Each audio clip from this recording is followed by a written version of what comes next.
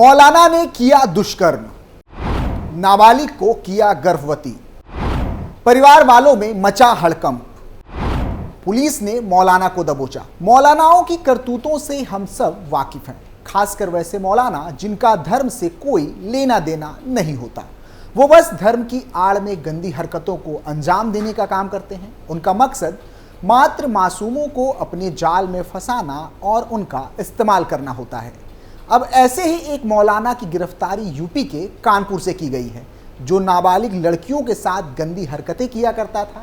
आज की special story में बात करेंगे मौलानाओं की जमात से संबंध रखने वाले एक ऐसे ही मौलाना की जो छोटी बच्चियों के साथ दुष्कर्म किया करता था। इसके साथ ही बात करेंगे कुछ और ऐसे ही मौलानाओं की जिसने धर्म की आड़ में गंदी हरकतों को अंजाम दिया है।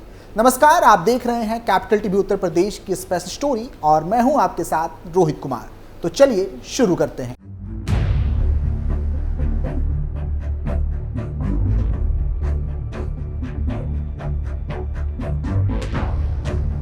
पूरी खबर उत्तर प्रदेश के कानपुर की है, जहां एक मौलाना को यूपी पुलिस ने दुष्कर्म के आरोप में दबोचा है।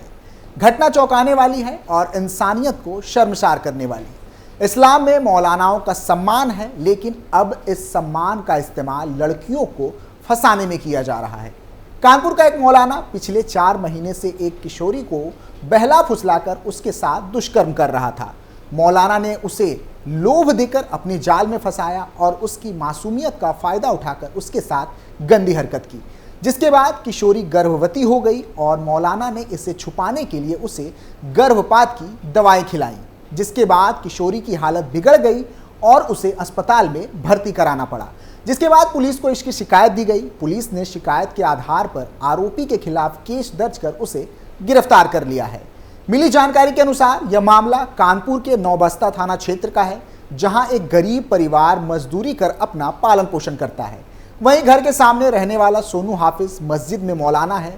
आरोप है कि सोनू काफी समय से 14 साल की लड़की को खाने पीने की चीजें देने का लालच देकर घर पर बुलाता था। इस दौरान वह लड़की के साथ दुष्कर्म करता था। जब इसको लेकर विरोध किया गया तो आरोपी ने पूरे परिवार को जान से मारने की धमकी दे डाली। इसी बीच लड़की प्रेग्नेंट हो गई, जिससे उसकी तबीयत खराब होने लगी। आरोप है कि प्रेग्नेंट होने के बाद सोनू ने उसे गर्भपात की गोलियां खिला दी, जिससे उसकी तबीयत और बिगड़ गई। पीड़िता की मां ने बताया कि ईद के दिन तबीयत बिगड़ने पर बेटी डरी सहमी दिख रही थी। पूछने पर उसने आपबीती बताई। लड़की की हालत नाजुक देख परिजनों ने क्षेत्र के निजी अस्पताल में किशोरी को भर्ती कराया, जहां जांच के दौरान पता चला कि लड़की 3 माह की गर्भवती है। प्रेग्नेंट होने का पता चला तो परिजनों के होश उड़ गए। उन्होंने मामले की जानकारी नौबस्ता पुलिस को दी। कानपुर के डीसीपी साउथ रविंद्र कुमार ने बताया कि आरोपी के खिलाफ रेप, पॉस्को एक्ट, जान से मारने की धमकी समेत अन्य धाराओं में केस दर्ज कर उसे गिरफ्तार कर लिया गया है। बता दें कि मौलानाओं का ये कारनामा कोई नया नहीं है। अक्सर इस प्रकार के कारनामे सामने आते रहते हैं। बिहार के दरभंगा से भी एक मौलाना की घिनौनी हरकत सामने आई थी, जहां सकतपुर थाना क्षेत्र में एक वृद्ध मौलाना 3 शादियों के बाद चौथी को अपने चंगुल में फंसा रहा था। इसके बाद महिला का यौन शोषण भी किया। इतना ही नहीं, मिली जानकारी के अनुसार ताबीज बांधकर और मोतीचूर की लड्डू खिलाकर तलाकशुदा महिला को झांसा देकर अपने वश में कर लिया। इसके बाद उसे तरह तरह का प्रलोभन देकर जहां तहां बुलाने लगा।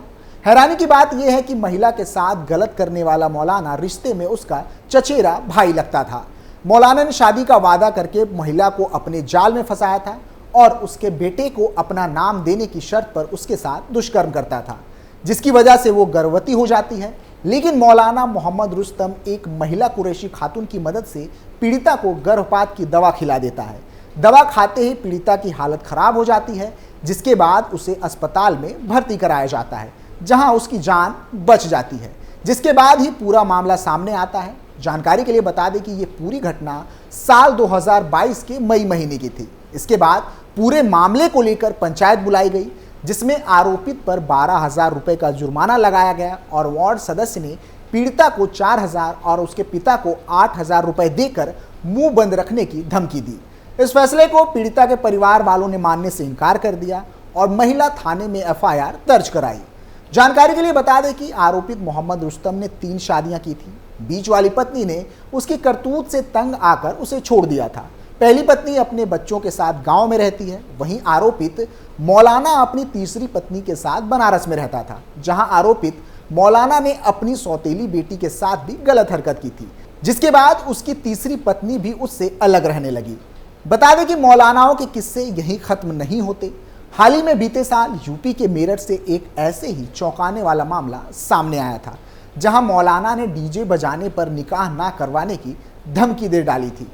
उन्होंने अपने ऐलान को लेकर कहा कि अगर किसी भी बारात में डीजे या साउंड नजर आए तो निकाह नहीं पढ़ाया जाएगा। यही नहीं, अगर इस ऐलान को किसी के द्वारा नहीं माना जाएगा तो उसके और परिवार वालों के जनाजे में शामिल नहीं होंगे। इस फरमान के बाद मुस्लिम समुदाय के कुछ लोगों ने मौलानाओं की जमकर तारीफ की।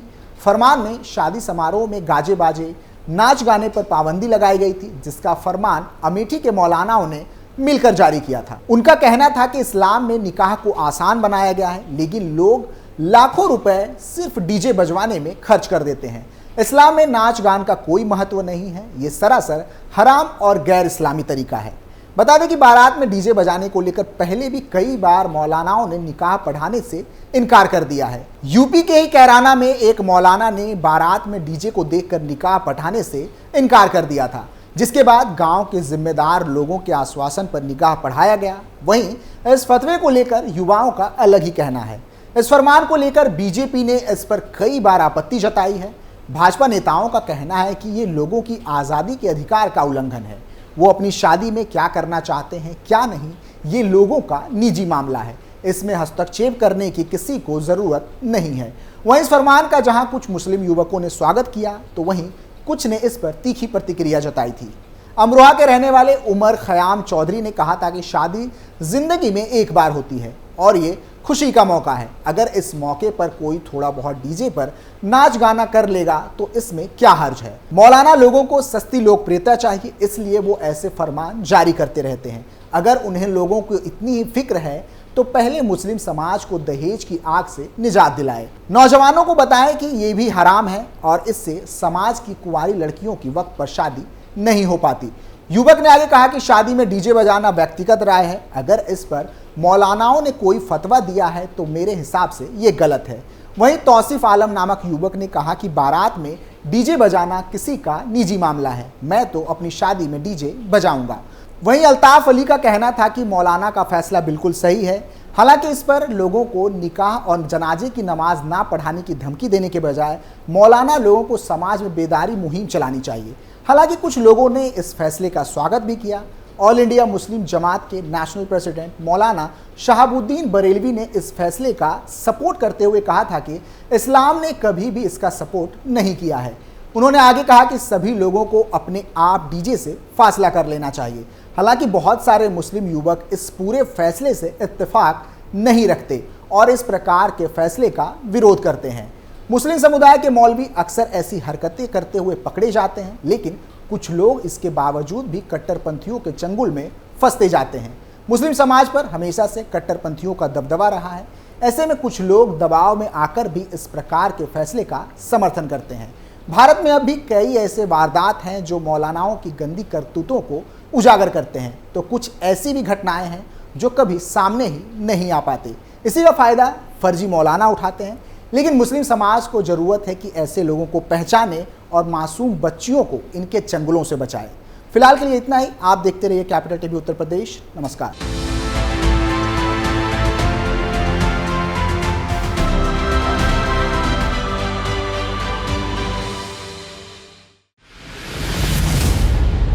मैं राजनीति करता नहीं, पर राजनीति को बहुत गहरे तक समझता हूं। मैं लोगों के बीच रहता हूं, लोगों के मन को अच्छे से जानता हूं।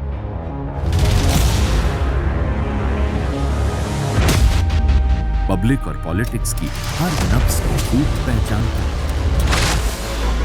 संघर्ष की सियासत से सत्ता के सिंहासन तक मैं हर खबर से खरा सच निकालता हूं। ना कोई दौड़, ना कोई race. Capital TV, Uttar Pradesh.